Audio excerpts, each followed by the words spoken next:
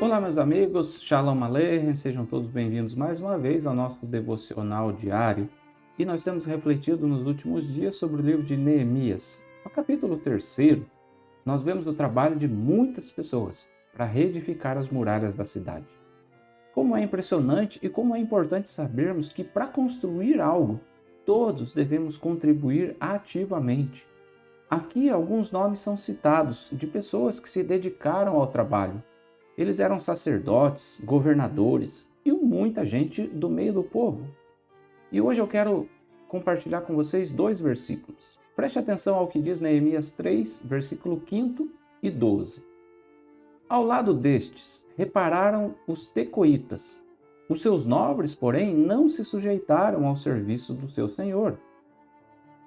Em versículo 12, ao lado dele, reparou Salum, filho de Aloés, maioral da outra meia parte de Jerusalém, ele e suas filhas. Que lições deduzimos destes versos? Bom, primeiro, os tecoitas eram os homens de Tecoa. Tecoa é uma cidade que existia a alguns poucos quilômetros ao sul de Jerusalém. Não é porque você não mora em Jerusalém que você não pode trabalhar para edificar a cidade.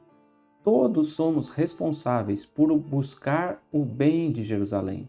Afinal de contas, o salmista já nos diz lá no Salmo 122, num texto muito conhecido, versículo 6 ao 9, que diz: Orai pela paz de Jerusalém, prosperarão aqueles que te amam. Haja paz dentro dos teus muros e prosperidade nos teus palácios.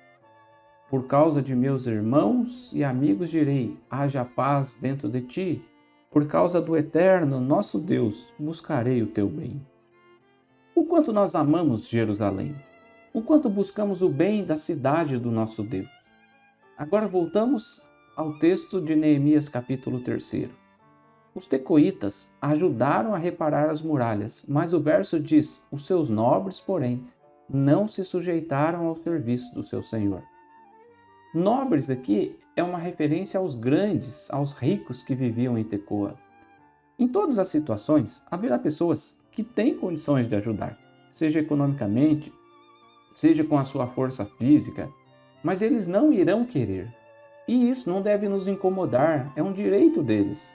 Nem todos amam Jerusalém.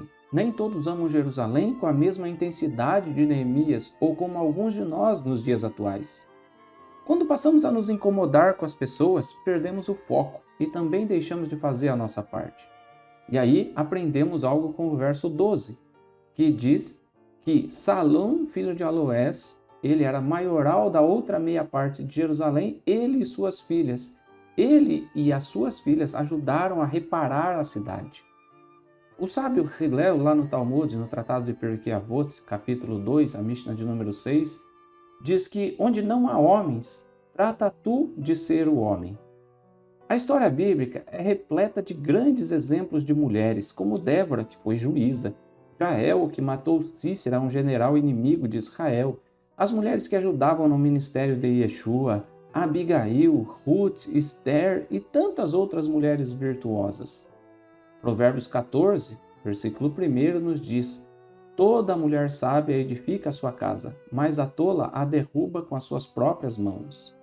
É claro que esse texto não fala de edificar fisicamente uma casa, mas quando vemos que mulheres ajudaram a reparar as muralhas da cidade de Jerusalém, vemos que nunca, jamais, a força de uma mulher pode ser menosprezada.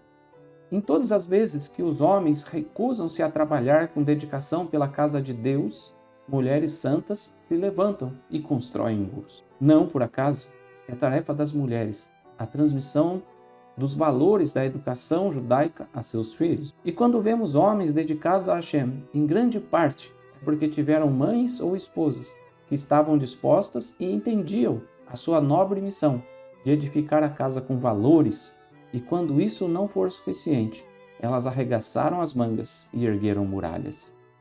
Que Hashem nos permita cumprirmos com amor e dedicação a nossa missão e que sejamos capazes de reconhecer as mulheres valorosas que honram a Hashem e criam filhos no caminho da Torá, dando a eles sempre a oportunidade de terem a cada dia pelo menos 5 minutos para Deus. Shalom.